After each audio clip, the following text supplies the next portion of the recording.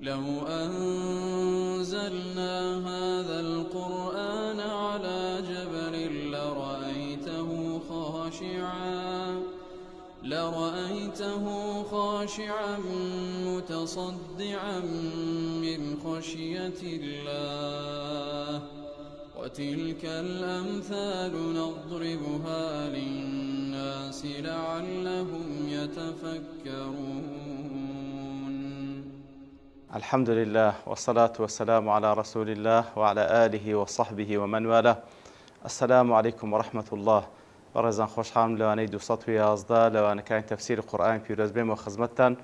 بە مەبەستی ڕزامەندی خوای گەورە و هیوادارم ئێوەی ئازیز سوودی لەوە بگرن. أعوذ بالله من الشيطان الرجيم بسم الله الرحمن الرحيم يا أيها الذين آمنوا إذا تداينتم بدين إلى أجل مسمى فاكتبوه. بەڵێ خۆشەویستان دیارە ئەو ئاەتە پیرۆز وەکو لەوانەی ڕابردوو لە خزمەتیدا بە کورتی باسمان کرد کە بریتە لە درێژترین ئاەت لە قورئانی پیرۆز دەربارەی مەسەلەی قەرزە کاتێکەوە کەسێک شتێک بە قەرز یاخود پارێک یاخود شتێک و با بڵێن هەر شتێک کە قیمەت هێوی بە قەرز بیداتە کەسێکی دیکە لە بۆ ماوەیەکی دیاریکرا و پێویستە بنووسرێتەوە وەکو لە ئاەتەکەدا هاتیە و لەوانەی ڕابردوو بە کورتی باسمان کرد. ئیتر دیارە لە پێش ئەوە خی گەورە سوبحانەهو وتەعالە باسی لە سەدەقە و بەخشین کرد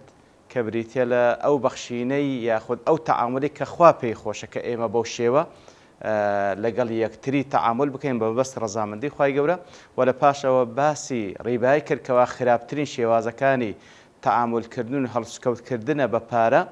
کە بەڕاستی ئەو پەڕی زوڵم و زۆرداری تێدا و هەروەها لەلایەن خی گەورە سوبحانەهو وتەعالا ئیعلانی حەربی لەسەر کردە لەسەر ئەو کەسانی کەوا تەعامل بە ڕیبا دەکەن. ئیتر لە دوای ئەوە خی گەورە باز لە نووسینی قەرد دەکا کەوا بەڵگەیە لەسەر ئەوەی کە نەبادا کەسێک وا تێبگا واتە ماڵی دنیا هیچ قیمەتێکی لۆ دامەنێن هیچ ئیهتیمام گرنگی پێمەدەن زاهید بن بە تەواوەتی پشتی تێ بکەن نەخێر بەڵێ زاهید بن لە دڵتان نەبی ئەو ماڵە بەڵام پێویستیشە لە دەستان بیتن تاوەکو خی گەورە لە سوورەتی ئەنیسادا دەفەرمیتن ماڵی دنیا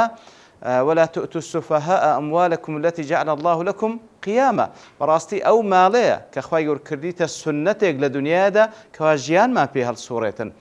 کەواتە معنای ئەوە نییە کەوە ئەمە پشتی تێ بکەین و هەمووی بەجێ بێنین لەو کەسانێکی بێباوەڕ نا ئێمەش لە بۆمان هەیە لە کەسبی حەڵال داوای دنیا بکەین تاوەکو لە جێگای خۆی و لە حەڵال و هەروها لە سەدەقە و بەخشین سەرفی بکەین لە کاری خێر سەرفی بکەین و بە هەموو شێوازێش پارێزگاری لەسەر بکەین وەکو لێرەدا درێژترین ئاەت لەسەر ئەوەی کە کوو پارێزگاری لەسەر ئەو ماڵت دەکەی کاتێکەوە بە قەرز دەیدەیە کەسێکی دیکە کەواتە بەو شێوەی تەرتیبەکەی هاتی والله عالم. و هەروها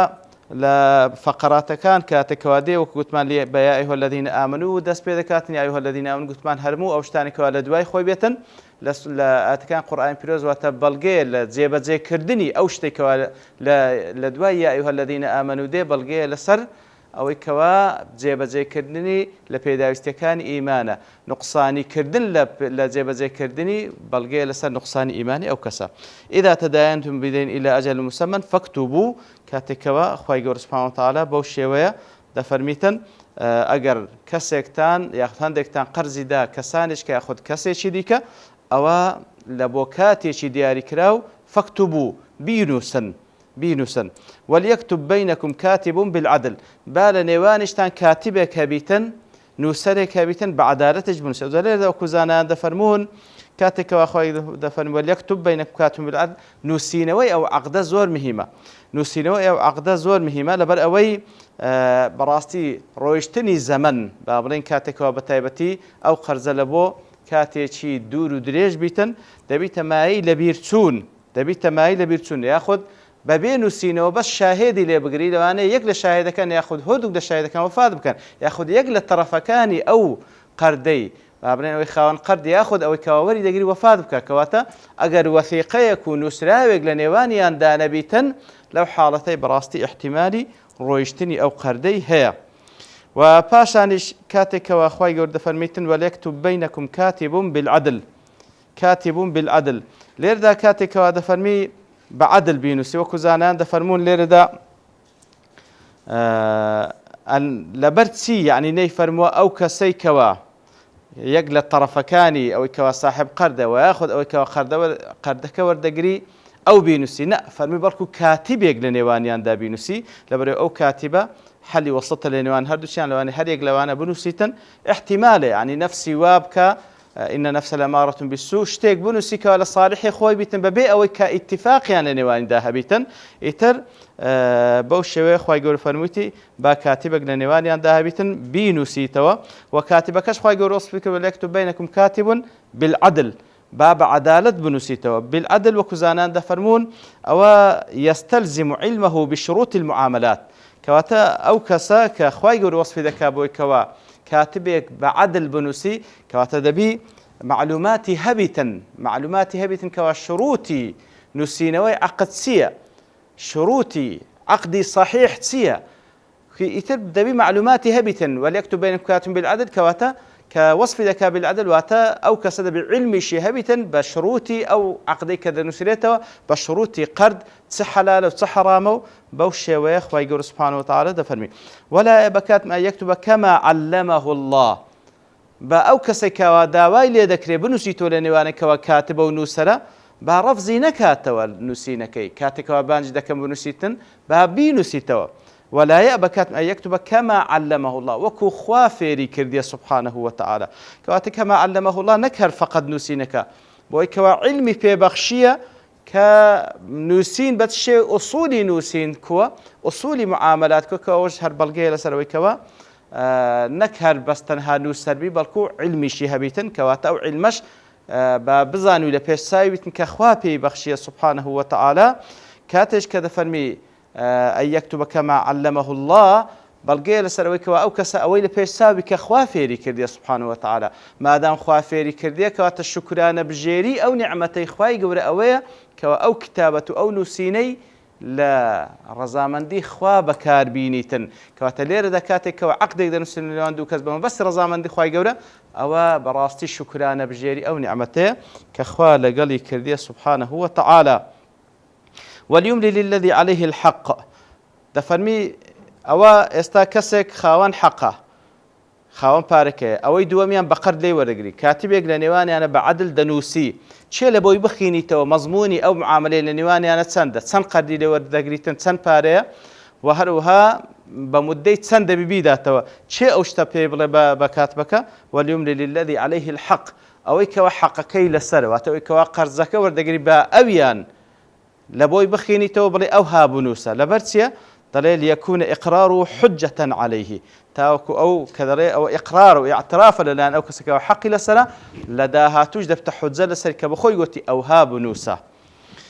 باشان دفرمي أو وليملي الذي عليه الحق وليتق الله ربه ولا يبخس منه شيئا وليتق الله ربه يتر فرمي با أو كست خواي بك لخواي بترسي هيت شتيق لحقي أو قرزك منكاتو كوالا سريتي هي شتيق لحقي أو قرزك منكاتو كوالا سريتي شتيق شوانا ليكوا مخالفي أو عقدو أو تعاملو أو بابلين عقديك لنواني هور اتفاقنا لسكرتي خلافي أو اتفاقنا بيتن أو ذات الزمانة أو إذا كانت كوا خلافنا ليه وليتق الله رب التقوى لأخوات ترسان زالير دفن وليتق الله ربه كواتا لفظ جلالي بكارنا واروها لفظ ربي شبكارهنا أو كزانان دفن لير دا وليتق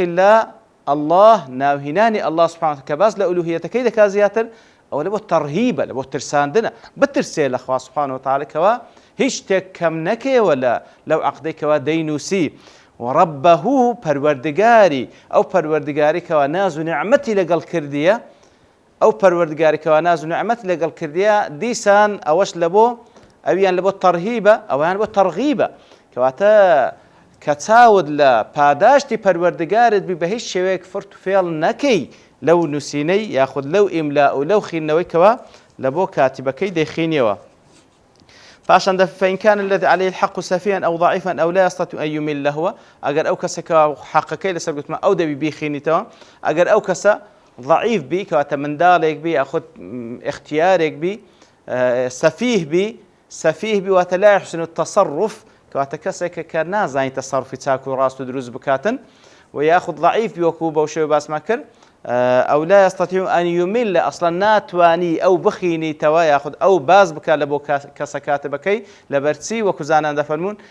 زماني جيرايا لا ياخذ هالنازا بتواتي قسام بك أو لو حالتي فليملل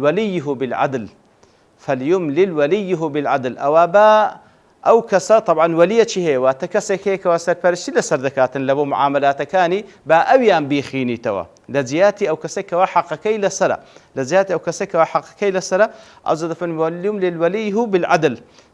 وليه بالعدل با أو كسك وتشيليتي أو كسك سرپرشتي لسر با أويان بخينتو بلام أيش هر باب عدل بخينتو آقادار بلام لوين وكو لسرتادا فرموي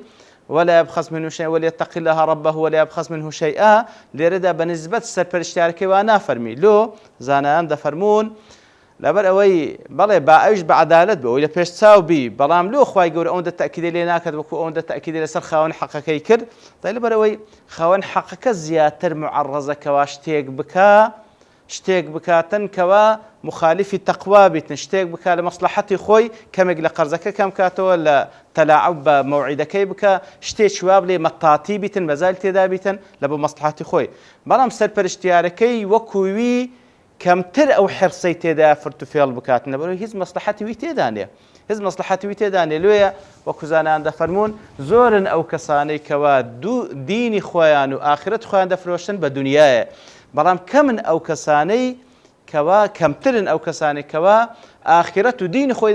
دەفرۆشتە بۆ خاتری دینی غەیری خۆی کەواتە دین و دنیای خۆی یاخود دین و ئاخرەت خۆی دەفرۆشت لە بۆ خاتری دنیای غەیری خۆی کەواتە ئەوە والله أعلم حکمەتەکەی کەواتە دەربارەی وەلی و سەرپەرشتیارەکەی تەنها دەفەرمی بالعدل واستشهدوا شهيدين من رجالكم ئیتر لە دوایە کاتیبێک بەعەدل و هەروەها ئەوەی کەوا دەخێنیتەوە بەیانی کرد ئەو جا دوو شاهێدیش بینن شەهیدەینی من ریجالیکم کەواتە دوو شاهێدی مسلمان لە خۆتان بی کەواتەوەش بەڵگەیە لەسەرەوەیکەوە غەیری مسلمان نابی لەو حاڵتە ببنە شاهێد لەو عەقدانەی وەستای شەهیدەین من ریجال طبعا شەهیدەین من ریجالکم وەکو لێرەدا کە وەصفی نەکردی مەڵام لە جێگای دیکەوە خوای گەورە لە سوورەتی تەلاقدا دەفەرمی ذەوەی عەدل منکم ئەو دوو شاهێدەش عینی ئینسانی عەدل بن فاسق نەبن کەسانێک بن جێگای سیقە بن شتێکی وا بە ظاهری نەکەن کەوا ئیتهام بکرێن لە دینیان و یاخود لە مروءەت و لە پیاوەتیان کەواتە ئەوان ژەوەی عەدل بن کەسی عادل بن کەواتە ناکرێت تو کەسێکی نوێژنەکەر بینی ناکرێت کەسێک بینی کەوا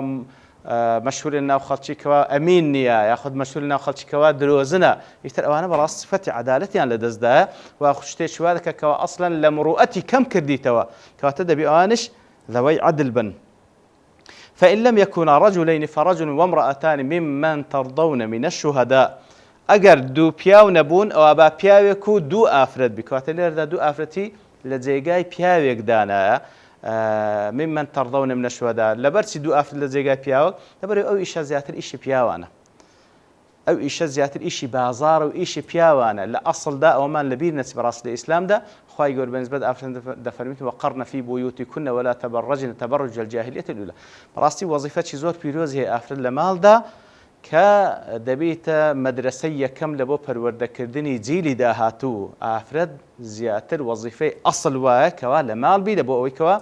منداڵ پەروەردە بکاتن کەواتە ئەسڵ لە ئافرەت ئەوەیە لێیە ئێرەش کەوا باز لە عەقدێک دەکا کە لە بازارە زیاتر ئەوە زیاتر ئیشی پیاوانە ئیشی ئافرەتان نییە لێیە لەو حاڵتەی ئەو خیبرەی کەوا پیاو هەیتیلەوانەی ئافرەت نەیبی ئەو زاکرەی لەو بابەتانە کە پیاو هەیتیلەوانەی ئافرەت نیتی بەڵێ لە شتی تر لەوانەیە ئافرەت لەو شتانی کەوا عیلاقەی بە وەزیفەی خۆی هەیە وەکو با بڵێن دایک و وەکو خوشک و وەکو خێزان بەڕاستی ئافرەت لە ئیشی خۆی ئێبدا دەکە پیاویش لە ئیش و کارەکانی خۆی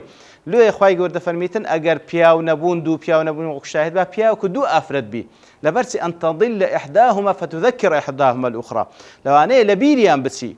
بەڵێ بە تایبەتی لەو ئومورانە ئافرەت زیاتر معەڕەسترە کەوا لە بیری بچی لێ دەفەرمی ئەگەر یەک لەوان لە بیری چوو بە ئەوەی تریان بە بیری بینتەوە یاخود هەردووچیان ئەو کەمێکی لە عەقدەکە لە بیر کردێ ئەوی چیان کەمێشکەی لە بیر کرد فتذكر إحداهما الأخرى بە هەردووکان با بە بیری یەکتری بینەوە کاتەوە تەنقیسی شەئنی ئافرەت نییە وای لە قیمەتی کەم بکاتەوە نە ئیشەکە ئیشی وینە لێ دوو ئافرەت بەرامبەر بە پیاوێکە بەڵام لە بابەتی تر کەوا عیلاقەی بە ئافرەتان هەیە ئەسڵەن شاهدی ئافرەتان دەخوا پیاوان ناخوا لەو بابەتەی ئەوەی کەوا عیلاقەی بە بابەتی ئافرەتان هەیە کەواتە لێرە عیلەکەی خوای گەورە باس کردیە لەبەرەوەی احتیمالی نسیان و لە بیرچوونی عەقدەکەی لەلایەن ئافرەتان زیاترە لەوەی کەوا لە پیا و لە بیری بچیتن لەبەرەوەی ئیشی پارە و پول و قەرز و ئەو بازار و بابەتان زیاتر ئیشی پیا و ئیشی ئافرەت نییە کەواتەوە تەنقیس شەئنی نییە بەڵکوەکو ڕێزلێنانە و طەبیعەتی ئیشەکەیتی خوای گەورە بەیان دەکاتن ئەو جا دەفەرمی من تەڕضەونە منە الشوهەداء لەوانەی کەوا لێیان ڕازینە کەواتە هەموو کەسێک بەڕاستی هەندێ نییە ببتە شاهێدە و چە پیا و چە ئافرەت هەموو کەسێک هەندێ نییەکەوە ببنە شاهێد و لێرە شتێش کەشەیە دەفەرمی کاتێکەوە قازی ئەگەر پێویست بکە لەو بابەتەی شاهێدەکان بانگ بکە طبعا هەر شاهێدێک ئەگەر دوو شاهدی پیاوبی ئەوە شاهێدە پیاوەکان هەرێکە و بە جودا بانگ دەکاتن تاوەک تەسیل لە شاهدی ئەوەی تریان نەکە بەڵام کە پیاوەکو دوو ئافرەت پیاوەکە بە تەنها باز دەکا بانگ دەکا ئافرەتەکان هەردووک پێکەوە بانگ دەکا لەبەرەوەی خوای گەورە احتیمالە هەندێک لە شتەکان یەکیان لە بیری کرد بەوەی کە بیری بینیتەوە یاخود بە هەردووچیان بە تەواوەتی هەموو قەزێکیان بە بیر بێتەوە ئەوە شێک لەو ئەحکامانەیە کەوا لە ئاتەکەی دەرهێنرا دیارە شتی دیکەش تێدا ما باسی بکەین بەڵام لەبەرتەوابوونی کات بە پشتیوانی خوای گەورە لەوانەی داهاتوو دێینەوە خزمەت ئەو ئاتە و زیاتری لێ باز دەکەین وصلى الله وسلم على نبينا محمد وعلى آله وصحبه أجمعين وآخر دعوانا أن الحمد لله رب العالمين